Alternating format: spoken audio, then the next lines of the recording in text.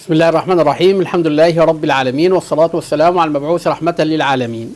يدور لقاء اليوم حول بيان الحكم الشرعي لما يعرف بمنصة الأسطورة أو منصة الجمعية الخيرية أو هبة الإرث أو Gift of Legacy. اعتدنا قبل أن نعرض لحكم شركة أو منصة أو تطبيق أن نطبق القاعدة الأصولية القاضية بأن الحكم على الشيء فرع عن تصوره. عليه نبدأ بالتعريف بالمنصة وطريقة عملها، على حين يعتبر البعض أن التعريف بالمنصة وطريقة عملها إطالة وإضاعة للوقت، لكن في الحقيقة أنا أعرض لتعريف أي منصة أو شركة قبل إصدار الحكم الشرعي لسببين.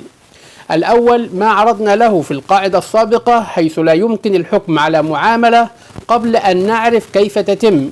السبب الثاني أن تتربى لدى المشاهد والمتابع الكريم ملكة الحكم على المواقع والمنصات وكيفية معرفة واكتشاف المنصات والمواقع الربحية الحلال من الحرام، ومتى يمكن أن تكون المنصة أو الموقع كاذب ومضلل، ومتى تكون فرضية النصب على المشتركين قائمة.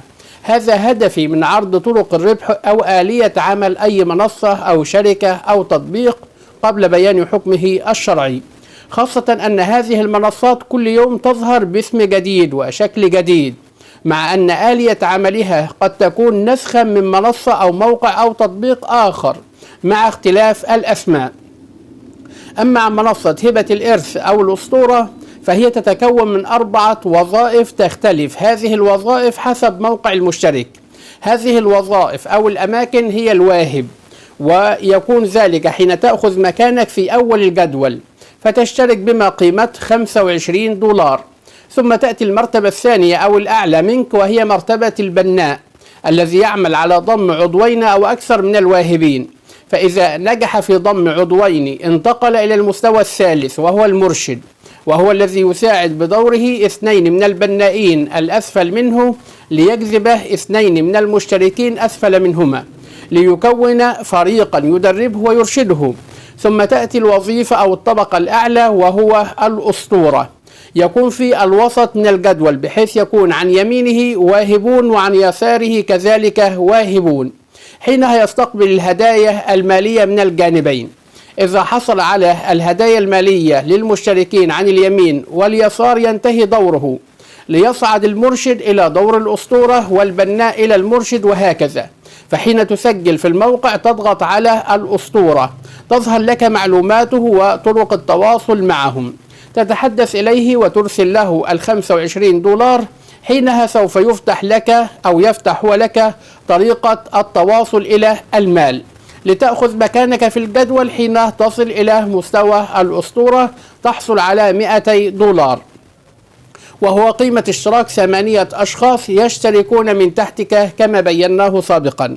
بعد أن تصل للأسطورة وتحصل على $200 لك حرية الاختيار، إما أن تنسحب أو أن تعيد الدخول $25 مرة أخرى وتحصل في النهاية على $200، وهو ما يسمى باللوحة الأولى أو المستوى الأول أو الفحم، أو أن تدخل إلى اللوحة الثانية أو المستوى الثاني وهو البرونزي، فحينها تعيد الاشتراك $100 تهبها لمن هو أعلى منك الأسطورة في هذا المستوى، ثم تعيد الأدوار دور البناء والمرشد. فإذا وصلت إلى الأسطورة تربح $800. بعدها يكون أيضا لك الحرية في الاختيار بين البداية من جديد أو الانتقال إلى اللوحة الثالثة وهي الفضية، فتشترك $400 كهدية للأسطورة أو من هو أعلى منك، وتحصل حين تصل إلى الأسطورة على $3200. ثم يكون لك حرية الاختيار في البداية من جديد أو الاشتراك في اللوحة الرابعة التي تسمى بالذهبية، تشترك $1600. تحصل حين تصل إلى الأسطورة على ربح $12800. ثم يكون لك الانضمام إلى اللوحة الخامسة التي تعرف بالبلاتين، تشترك حينها بمبلغ $5000 كهدية. حينما تصل إلى مستوى الأسطورة تحصل على $40000. بعد هذا العرض لطريقة الربح من منصة أو تطبيق هبة الربح أو الأسطورة نصل الحكم الشرعي على المنصة. من الواضح أن الربح في المنصة قائم على الاشتراك بمبلغ معين، قل أو كثر هذا المبلغ يذهب لمن هو في منتصف الجدول وهو الأسطورة. يسمون هذا المبلغ بالهبة أو الهدية، وأنه كلما زادت قيمة الاشتراك أو الهدية أو الهبة التي يقدمها المشترك زادت الأرباح العائدة عليه. وقد سبق لنا في أكثر من لقاء بيان أن أي شركة أو منصة أو تطبيق تطلب منك الاشتراك مقابل مبلغ مالي يدفع مقدما أن ذلك غير جائز، وأن مجرد الاشتراك بمقابل مالي يتضمن 3 مخالفات شرعية. المخالفة الأولى الوقوع في الربا، حيث يدفع المشترك في التطبيق أو منصة هبة الإرث مبلغا قليلا من المال كما قلنا $25 أو أكثر، وهو يمني نفسه بالحصول على مبالغ أكبر منه، فهي تصبح نقود بنقود مع الزيادة والتأخير في الزمن، وهذا ما يعرف بربا النسيئة.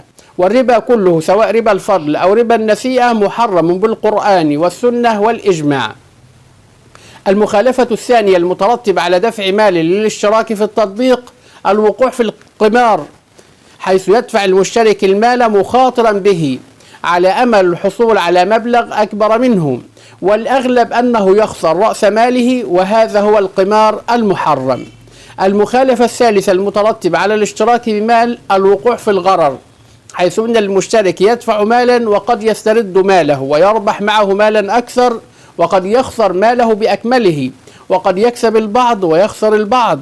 فمن الممكن ألا ينجح في إقناع مشتركين جدد يحصل هو على قيمة اشتراكهم، فيضيع المبلغ الذي اشترك به لأنه ذهب على سبيل الهدية أو الهبة لغيره.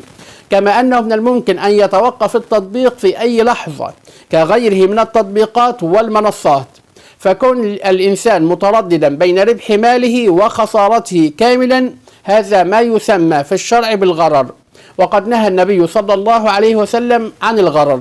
وقد بينا في أكثر من لقاء أن القاعدة العامة في هذا الباب هي تحريم العمل مع كل شركة أو منصة أو تطبيق يشترط دفع مال للربح من خلال نظامها، وعلى ذلك فإن دفع أموال مقدما لقاء وعد بأرباح مؤجلة دائر بين الربا والقمار أو الجمع بين الربا والقمار، فيصبح الربح من تطبيق هبة الإرث دائرا بين الربا والقمار أو الجمع بينهما، فإن كان الربح محققا تصبح الأرباح ربا، وإن كان محتملا أن يتحصل عليه أو لا يصبح قمارا.